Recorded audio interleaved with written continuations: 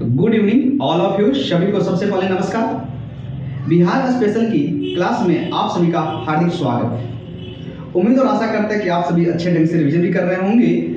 और कल की क्लास की थोड़ा सा ब्रीफ बता दूं कि बहुत से लोग आज नए आए होंगे। तो कल की क्लास में हम सभी ने पाषाण काल का रिवीजन किया था और इसके साथ ही 6ठी शताब्दी ईसा पूर्व में जितने भी महाजनपद थे उनमें से कितने बिहार में थे इनकी चर्चाएं किया था। इसके साथ ही मगध महाजनपद का उदय कैसे हुआ था, इन सभी बातों पे बेबाकी अंदाज में चर्चाएं आप सभी के सामने मैंने किया था। और इसके साथ ही देखिए कल की क्लास का औचित्य तो है। देखिए औचित्य क्या होता है, क्योंकि आज हम हर्यक वंश की स्थापना जब पढ़ेंगे और कल की क्लास में मैंने आप सभी को हर्यक वंश की स्थापना के पहले जो मगध की इतिहास था उसको अगर आपके सामने डिस्कस नहीं करता तो आप कंफ्यूज होते। तो इसलिए कल की क्लास में मैंने उन सभी फैक्टों को डिस्कस कर दिया था और आज की क्लास में हम मगध महाजनपद पर हर्यक वंश की स्थापना कैसे होती है इन सभी बातों पे चर्चाएं करेंगे। देखिए सबसे पहले बात बता दें कि बौद्ध ग्रंथ दीपवंश के अनुसार ऐसी चर्चा मिलती है कि बिंबिसार जो था वह 15 वर्ष की उम्र में राजगद्दी पर बैठा था और वही कुशल सेनानायक, कुशल कूटनीतिज्ञ और कुशल राजनेता था और इसने मगध पर लगभग 52 वर्षों तक शासन किया था। इसके शासनकाल की अगर समय की बात करेंगे तो इन्होंने 544 ईसा पूर्व से लेकर 492 ईसा पूर्व तक बिहार के मगध महाजनपद पर शासन किया था। तो इन सही बातों को हम एक डायग्राम के माध्यम से आपको समझाने का प्रयास करते हैं। सबसे पहले हम जानने का प्रयास करेंगे कि बिंबिसार का परिचय देखेंगे। इसके साथ ही बिंबिसार ने राज्य विस्तार करने के लिए इन्होंने अपना विवाह भी किया था और विवाह एक नहीं बल्कि विवाह 3 जगह किया था। इसके साथ ही इन्होंने कई सारे युद्ध भी किए थे। इसके साथ ही इनके से जुड़े जितने भी कुछ महत्वपूर्ण जो फैक्ट है जो कि परीक्षा के दृष्टिकोण से महत्वपूर्ण होगा उनको भी आपके सामने डिस्कस करेंगे। इसके साथ ही बिंबिसार के अंतिम समय की इसकी मृत्यु कैसे होती है इन सही मुद्दों पर चर्चा करेंगे। तो आइए शुरू करते हैं। देखिए अगर हम बात करें मगध पे बात करेंगे तो मगध पे जो बिंबिसार जो था वह 15 वर्ष की उम्र में मगध के गद्दी पे बैठता है। जैसा कि आप सभी को पता होगा कि जब रिपुंजय, थोड़ा सा ब्रीफ कर देते हैं, ठीक है। रिपुंजय की बात करेंगे तो रिपुंजय के मंत्री था जिसका नाम क्या था, पुलक ने रिपुंजय की क्या कर दिया था, हत्या कर दिया था। और रिपुंजय की जब हत्या कर दिया और इसके नाबालिग बेटे को गद्दी पे बैठा दिया था। तो इस नाबालिग बेटे को देखकर जो एक स्थानीय सामंत जिसका नाम भटिया था उसने उसके नाबालिग पुत्र की हत्या कर दी और मगध के गद्दी पर कुछ समय के लिए भटिया का शासन होता है और भटिया के बाद मगध पर बिंबिसार शासन करता है। बौद्ध ग्रंथ दीपवंश के अनुसार यह चर्चाएं मिलती है कि यह मात्र 15 वर्ष की अवस्था में मगध के गद्दी में बैठा था और मगध में इसके पास से इन्होंने लगभग 52 वर्षों तक शासन किया था। इसके साथ और हम बात करेंगे तो ऐसा कहा जाता है कि बिंबिसार जो था इसके शासनकाल के अंतर्गत यह लगभग 80,000 गांवों का शासन इसके अंतर्गत आता था और इसी कारण इसे बिंबिसार को आपन भी कहा जाता था और यह एक योग्य शासक था और एक अच्छे कूटनीतिज्ञ था, ठीक है। इसके बाद इसने मगध के साम्राज्य विस्तार के लिए युद्ध का भी सहारा लिया और वैवाहिक संबंध को भी मजबूत किया और अपने राज्य विस्तार करने के लिए बिंबिसार ने 3 राज्यों के साथ अपना विवाह किया और पहले विवाह इसने कौशल के साथ किया, दूसरी विवाह लिच्छवी के साथ किया और तीसरा विवाह जो है वह पंजाब के साथ किया। कौशल की अगर बात करने की कोशिश करेंगे तो कौशल के राजकुमारी जो थी उनका नाम था कौशल देवी। कौशल की राजकुमारी जो थी उनका नाम था कौशल देवी, और कौशल देवी से जब विवाह किया तो इसे दहेज के रूप में क्या मिला? काशी मिला।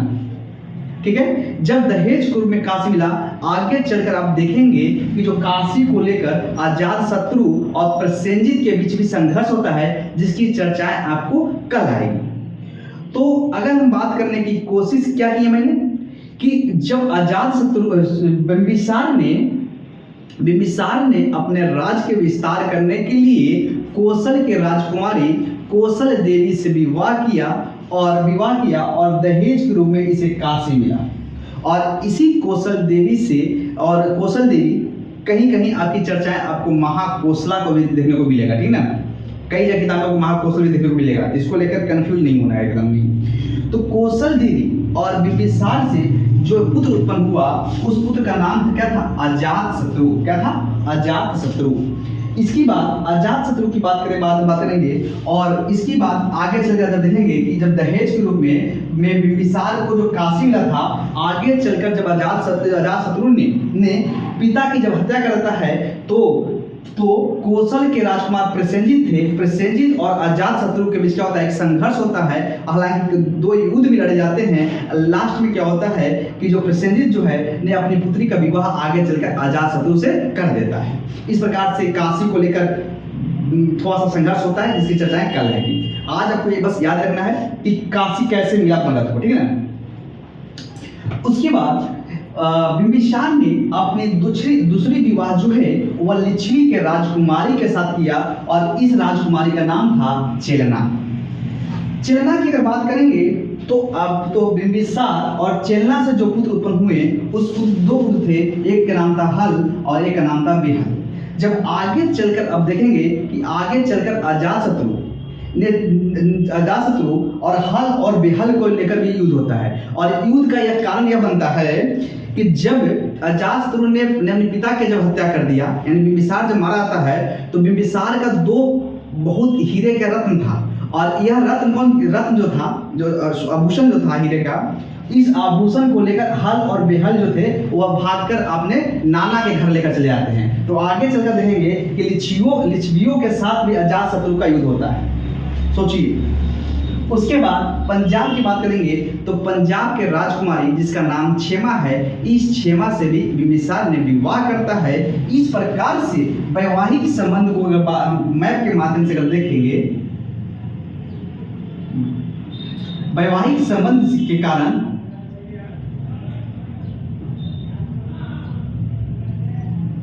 तो जो मगध जो था वह उत्तर और पश्चिम राज्यों से क्या हो गया? मगध जो था वह उत्तर और पश्चिम के राज्यों से क्या हो गया? सुरक्षित हो गया। इस प्रकार से अपने राज्य के विस्तार करने के लिए बिंबिसार ने वैवाहिक संबंध के अलावा कुछ महाजनपदों के साथ युद्ध किया था, और यह युद्ध जो है पहले तो किया था अंग के साथ और दूसरा युद्ध किया था अवंती के साथ।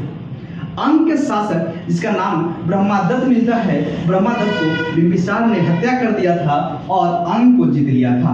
इसके बाद अवंती की अगर बात करेंगे तो उस समय अवंती के राजा का नाम हुआ करता था चंद्रप्रदोत। अवंती के राजा का नाम हुआ करता था चंद्रप्रदोत। हालांकि बिंबिसार और चंद्रप्रदोत के बीच क्या होता है? युद्ध होता है। हालांकि यह युद्ध निर्णायक साबित होती है, और आगे चलकर अवंती और मगध के बीच एक मैत्रीपूर्ण संधि कर लिया जाता है बिंबिसार के समय में। और लास्ट में जब देखेंगे कि जब जो अवंती के राजा चंद्रप्रदोत जब पीलिया रोग से ग्रसित होते हैं, तो उनकी सेवा करने के लिए बिंबिसार ने अपने जो दरबारी का जो मतलब वैद्य थे जिनका नाम जीवक मिलता है, उन जीवक को भी उनको सेवा करने के लिए बिंबिसार भेजता है। इस प्रकार से अपने साम्राज्य विस्तार करने के लिए बिंबिसार ने विवाह और युद्ध का सहारा लिया। इसके बाद हम कुछ और बात करने की कोशिश करें बिंबिसार के बारे में, तो कुछ महत्वपूर्ण बातें हैं। देखिए बिंबिसार की बात करें तो बिंबिसार एक मगध का एक पहला शासक था जिसने अस्थाई सेना की नींव रखी थी। यानी कहा कि जब तक मेरे पास अस्थाई सेना नहीं रहेगा, जब तक मेरे पास अस्थाई सेना नहीं रहेगा, जब तक भाड़े की सेना रहेगी, तब तक अपने राज का हम विस्तार नहीं कर पाएंगे। तो यह मगध का यह पहला शासक हुआ जिसने अस्थाई सेना रखा। सेनाएं उस समय दो तरह से रखी जाती थी। पहले जैसे युद्ध, जैसे मान के चलिए एग्जाम्पल कि आपके मान चलिए आपका ये राज है, ये आपका राज है, ठीक है, ये आपका राज है, ठीक है, और यहाँ भी आपका एक तो क्या है, यहाँ वाले कृषक है, तो यहाँ के राज से आपको भाड़े पे सेना लाया जाता था, और कहीं युद्ध हुआ तो युद्ध में इस सेना को इस्तेमाल किया जाता था। लेकिन बिंबिसार जो था उसने कहा कि हम भाड़े पे सेना नहीं रखेंगे बल्कि अस्थाई सेना रखेंगे, इनको नियमित वेतन देंगे, नियमित पहनावा देंगे, नियमित कपड़ा देंगे, इनका भोजन देंगे, ताकि यह राज के प्रति ज्यादा वफादार होंगे, ठीक ना। तो इन्होंने क्या किया, कुशल ढंग से एक पूरा अस्थाई सेना का नेतृत्व किया। इसके साथ ही अस्थाई सेना रखा, उनको नियमित वेतन दिया। इस प्रकार से मगध पर अस्थाई सेना रखने का न्यूज, जो सबसे प्रथम की बात की जाए तो बिंबिसार ने रखा। इसने कहा, सोचिए कितना दिमागदार वाला आदमी है, इसने कहा कि घोड़ा हम नहीं रखेंगे, हम अपनी युद्ध में हाथी का प्रयोग करेंगे। पहले क्या था, जब देख रहे होंगे कि आर्य और जब वैदिक काल पढ़े होंगे तो उसमें घोड़े का प्रयोग होता था युद्ध के लिए। इसने कहा कि हम घोड़े का प्रयोग नहीं करेंगे बल्कि पहली बार सेना में इसने क्या किया, हाथी का प्रयोग किया। बोला कि जब हाथी जब चलेगा और जब उसकी पाँव तले कितने लोगों को रौंदते हुए निकल जाएगा, तो पहली बार सेना में हाथी का प्रयोग की बात की जाए तो यही बिंबिसार था। बिंबिसार ने मगध की साम्राज्य विस्तार के लिए पहली बार हाथी का प्रयोग किया। इसके बाद इसने कहा कि राज के उपज की कर जो है, जो राज की जो आय का जो मूल मुख्य स्रोत जो क्या था, कर था, और इस कर का में राज का जो हिस्सा होगा वह 1/6 होगा। यानी अगर आपकी उपज का 600 रुपया का सामान को उपजाते हैं तो 600 का 1/6 यानी 100 रुपया जो होगा वह राज के पास टैक्स के रूप में चला जाएगा। इसने कहा कि राज्य में गुप्तचर व्यवस्था को मजबूत किया, क्योंकि जानते होंगे कि जब तक जिस भी दरबार में अगर या आज की समय में देख लीजिए, अगर आपका इंटेलिजेंस अगर फेल्यूर हुआ तो आपके ऊपर आक्रमण का खतरा जो होता है वह कई गुना बढ़ जाता है। इसने कहा कि राज्य में यानी हमारे राज्य में कोई चढ़ाई न करे, और हमारे जैसे ही मौका मिले हम दूसरे राज्यों पर क्या करेंगे, चढ़ाई करेंगे, और चढ़ाई करने के बाद उस क्षेत्र को जीतकर मगध राज्य में लाएंगे। इसने गुप्तचर व्यवस्था को मजबूत बनाया और उन्हें एक संगठित रूप से इस्तेमाल किया। उन्हें नियमित रूप से इनको वेतन दिया और कहा कि आप जो है गुप्तचर कोई भी गुप्त सूचना मिले चाहे वह आकर सीधे दरबार में बताइए। इस प्रकार से इसने गुप्तचर व्यवस्था को मजबूत किया। इसने सभी को सम्मान दिया। किसानों कहा कि आप जाओ प्रेम से अनाज उपजाओ, खाओ पियो, ऐश करो। इसके साथ ही किसानों को इन्होंने सम्मान दिया, इन्होंने सेना को सम्मान दिया, इन्हें पुरोहित वर्ग को सम्मान दिया। इस प्रकार से किसी भी राज्य को संचालन करने के लिए यानी किसी भी राज्य में अच्छे ढंग से शासन चलाने के लिए जो आवश्यक जो गुण थे वह सभी इसके बिंबिसार में मौजूद थे। इस प्रकार से मगध राज्य का क्या हुआ, एक मगध राज्य पर बिंबिसार ने 52 वर्षों तक अपना नेतृत्व किया था। जब बुढ़ारी का इसकी समय आया तो जानते हैं एक कहा गया है, कहावत भी कहा गया है कि बेटा की जिंदगी यानी बाप की जो जिंदगी जो होती है वह बेटे की लाइफ बनाने में बीत जाती है, और बेटा जब बाद में क्या कहता है, माई वाइफ इज लाइफ।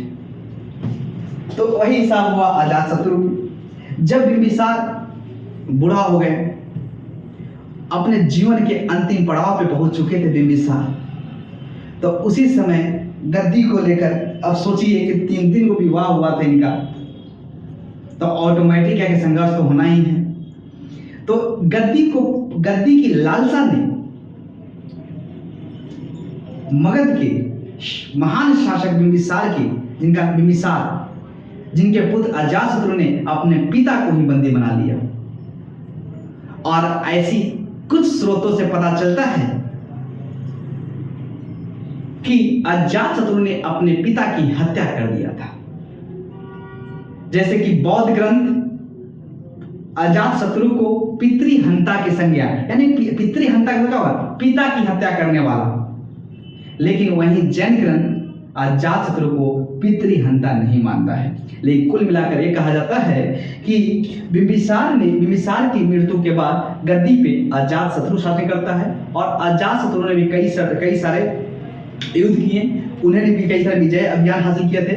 उन सभी की चर्चाएं जो है वह कल हम करेंगे और इस प्रकार से आज मगध की पर हर एक वंश की स्थापना करने वाले संस्थापक बिंबिसार से जुड़े महत्वपूर्ण जो प्रश्न थे वह आपके सामने मैंने डिस्कस किया और उम्मीद करते हैं कि आप सभी को अच्छे ढंग से समझ में आया होगा। और इससे बाहर प्रश्न अगर जितना मैंने डिस्कस किया, इससे बाहर इस टॉपिक से बिंबिसार से इससे बाहर प्रश्न नहीं बनेंगे। कल की टॉपिक बहुत ही महत्वपूर्ण टॉपिक है और कल की जो होती है ना, आज अगर मान के चलिए कि अगर इसको 25% अगर तवज्जो दे रहे हैं तो कल की जो अजात शत्रु की क्लास होगी उसे तो मैं गारंटी के साथ कहता हूं कि 1% तो जरूर आपको देखने को मिलेगा।